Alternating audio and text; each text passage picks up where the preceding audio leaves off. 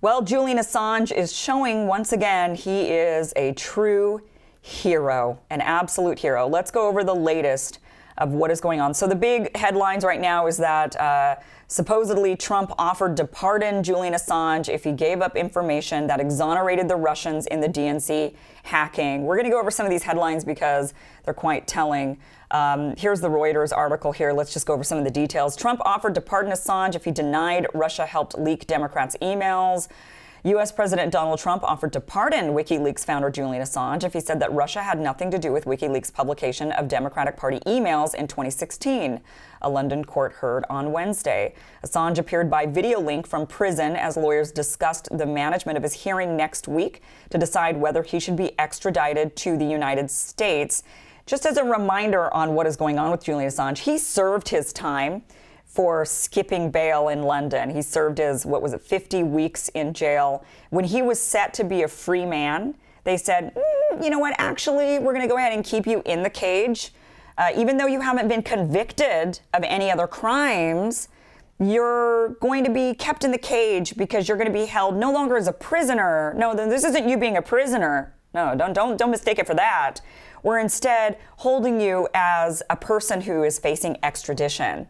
Even though he's been charged with 18 counts of a variety of things here in the United States, he has not been convicted, and yet they are holding him.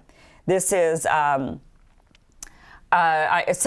So anyway, that's what's going on. He's set for extradition hearings. The first hearing, they're splitting the hearings in two. The first set of hearings starts on Monday, and then the second set of hearings start on May 18th. So that's the latest with where we're at as far as his hearings and extradition. So this article continues. The pardon would come on the condition that Assange says the Russians were not involved in the email leak that damaged Hillary Clinton's presidential campaign in 2016 against Trump. That damaged Hillary Clinton's presidential campaign. You like how they phrase that? Like, well, it was the email leak that damaged Hillary Clinton's presidential campaign in 2016. Or maybe it was the actual emails that she wrote, that she engaged in. Maybe it wasn't the leak itself, that was the problem. Oh, no, you got caught. You got caught being a bad person. Maybe it was actually the being a bad person part. It says, a White House spokesman, Stephanie Grisham, denied the assertion. She says, quote, the president barely knows Dana Rohrabacher other than he's an ex-congressman. He's never spoken to him on the subject or almost any subject. It's a complete fabrication and a total lie.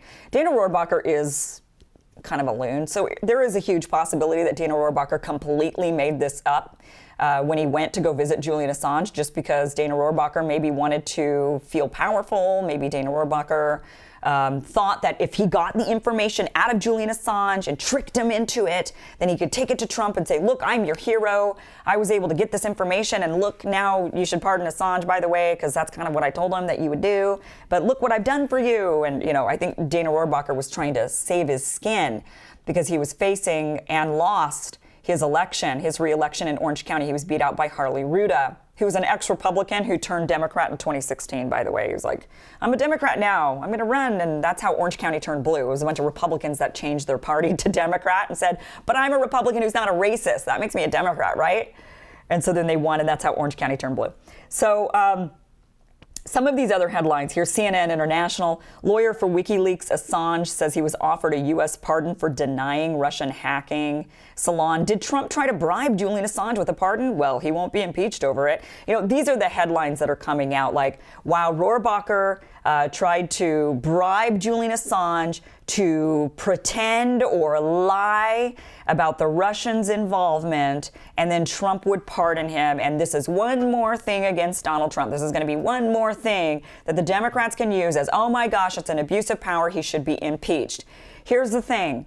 What if the Russians didn't do it? You know what? Nobody knows who did it because Julian Assange hasn't said who did it. So until Julian Assange gives up his source, you don't actually know who did it. It's just speculation.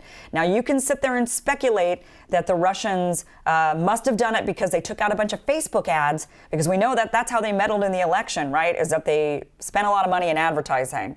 It's funny how they say, oh, the Russians meddled in the election, but they're not claiming Michael Bloomberg's meddling in the election. Wouldn't that be the same thing? You just buy a bunch of ads, you're just outspending everybody. So they don't know who actually did it.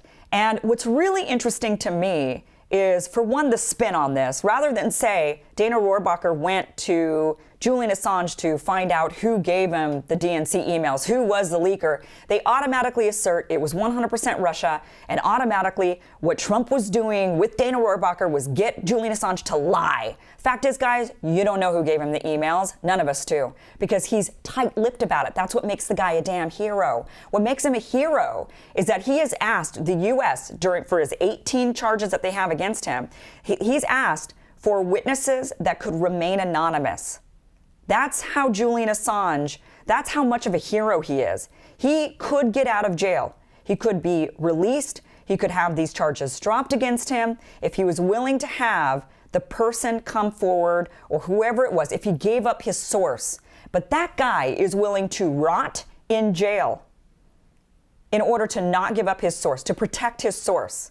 He's willing to rot in jail. And what's really interesting to me is that we saw how everybody flipped out about possibly releasing the name of the whistleblower during Trump's impeachment. You saw both sides flip out about that. Chief Justice John Roberts wouldn't read the question from Rand Paul during the impeachment trial. Nobody would say his name on media. No one would say who it was. Everybody protected the whistleblower. I couldn't say the name of the whistleblower here on YouTube. Otherwise, my channel would be maybe taken down, completely banned.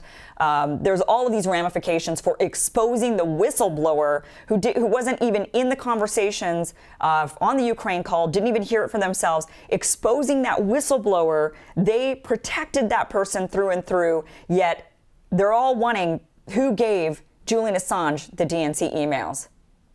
That is hypocrisy right there. And the fact that Julian Assange is willing to rot in jail to protect his source goes to show how much character he has when it comes to this. The guy is a damn hero. And it's, this is just, what's happening to him is horrible. And absolutely everybody in the news media, journalists, everybody should be speaking out against Julian Assange's treatment and should be calling for an immediate dropping of these charges. This is absolutely ridiculous. You know, they're sitting there saying, well, if you're not going to give us the source, if you're not going to tell us who hacked into the DNC and gave you the emails, then we're going to claim you did it. So he's taking the fall. He's taking the fall.